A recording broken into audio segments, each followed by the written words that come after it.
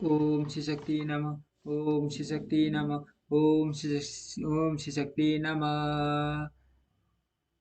पंचम अंश, नवा अध्याय। प्रलंब वर्ड।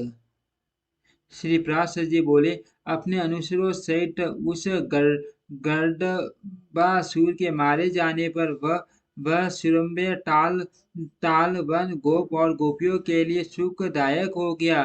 तदनंतर धेनुकासुर को मार कर वे दोनों वसुदेव पुत्र प्रसन्न मन से बांधी नामक वट वृक्ष के तले आए।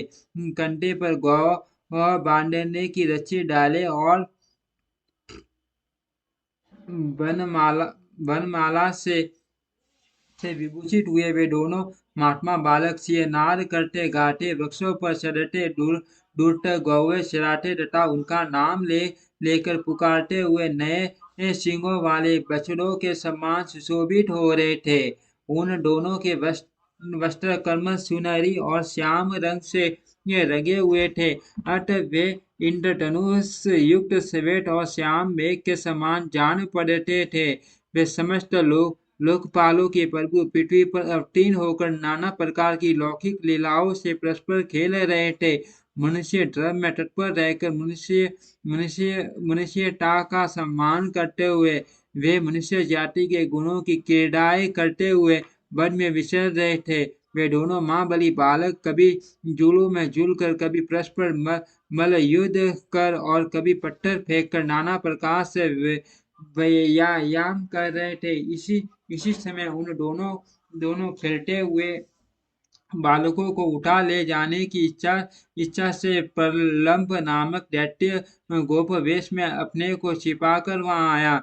दानव श्रेष्ठ प्रलंब उन मनुष्य न होने पर भी मनुष्य रूप धारण कर नीच शंक भाव से उन बालकों के बीच घुस गया। उन दोनों की असावधानता का अवसर देखने वाले उस दैत्य ने कृष्ण को तो सर्वथा अजय समझा और उसने बलराम जी को मारने का निश्चय किया। तदनंतर वे समस्त गवाल बाल हरिना क्रीडन नामक खेलते खेलते हुए आपस में एक साथ दो बालक उठे। तब श्री दामा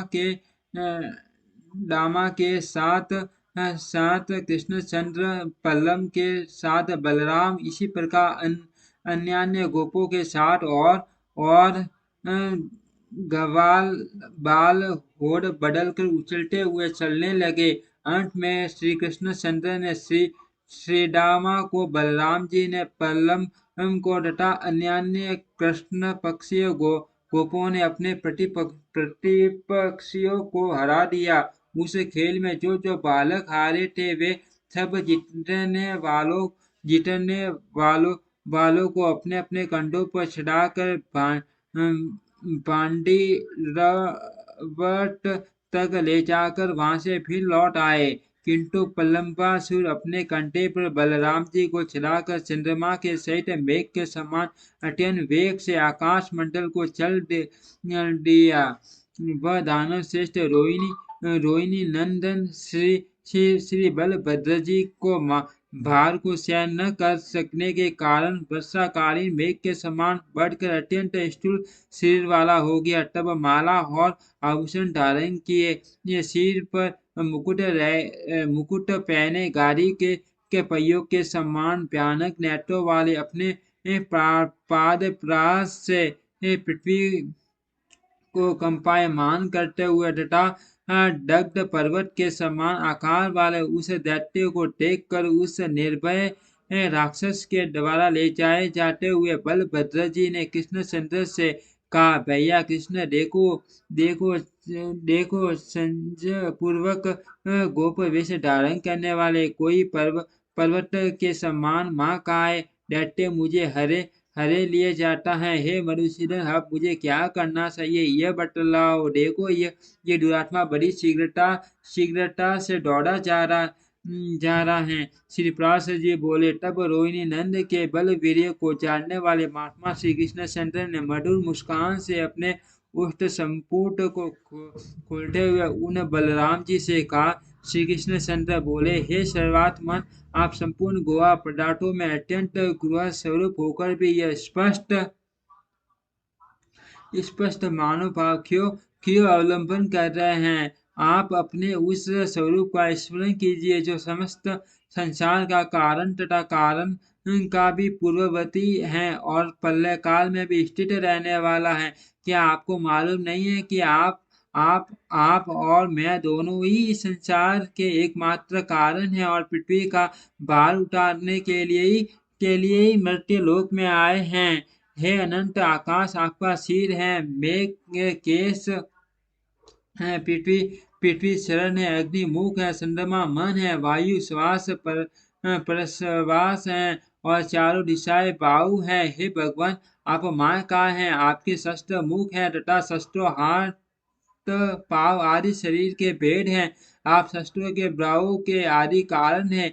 मुनिजन आपका आपका शस्त्रों का प्रकार वर्णन करते हैं। आपके दिव्य रूप को आपके अतिरिक्त और कोई नहीं जानता। अतः समस्त देवगण आपके अवतार रूप की ही उपासना करते हैं। क्या आपको विदित नहीं है कि अंत में यह संपूर्ण विश्व आप ही में लीन हो जाता है। हे अनंत मूर्ते, आप ही से धारण की हुई यह पृथ्वी संपूर्ण चराचर विश्व को धारण करती है। अज निमेषादि काल स्वरूप आप ही कर्त योग आदि भेदों से इस जगत जगत का ग्रास करते हैं। जिस प्रकार बड़वान नल से पिया हुआ जल वायु द्वारा हिमालय तक पहुँचाए जाने पर हिम का रूप धारण कर लेता है और फिर सूर्य किरणों का संयोग होने से जल रूप हो जाता है। उसी प्रकार हे इस ये समस्त जगत रुद्रादि रूप से आप ही के द्वारा विनष्टक होकर आप परमेश्वर के ही अधीन रहता है और फिर प्रत्येक कल्प में आपके हिरण्यगर्भ रूप से षष्ठी रचना में प्रकट होने पर यह विराट रूप से स्थूल जगद रूप हो जाता है। हे विश्वात्मन, आप और मैं और दोनों ही इस जगत के एकमात्र कारण है। संसार के हित के लिए हमने भिन्न भिन्न रूप धारण किए हैं। अत हे अमेयात्मन, आप अपने स्वरूप को स्मरण कीजिए और मनुष्य भाव का ही अवलंबन कर इस दैत्य को मारकर बंधुजनों का हित साधन कीजिए। श्री पराशर जी बोले, हे विप्र, महात्मा कृष्णचंद्र द्वारा इस प्रकार स्मरण कराए जाने पर माँ बलवान बलराम जी हंसते हुए प्रलंबासुर को पीड़ित करने लगे। उन्होंने क्रोध से नेत्र लाल करके उसके मस्तक पर एक घूंसा मारा, जिसकी चोट से उस दैत्य के दोनों नेत्र बाहर निकल आए हैं। तदंतर वह दैत्य श्रेष्ठ मगज मस्तिष्क फट जाने पर मुख से रक्त वमन करता हुआ पृथ्वी पर गिर पड़ा और मर गया। अद्भुत कर्मा बलराम जी द्वारा प्रलंबासुर को मरा हुआ देखकर गोपगण प्रसन्न होकर साधु साधु कहते हुए उनकी प्रशंसा करने लगे। प्रलंबासुर के मारे जाने पर बलराम जी गोपों द्वारा प्रशंसित होते हुए कृष्णचंद्र के साथ गोकुल में लौट आए। इति श्री विष्णु पुराणे पंचमो अंश नमो अध्यायम्। ओम श्री शक्ति नमः। ओम श्री शक्ति नमः। ओम श्री शक्ति नमः।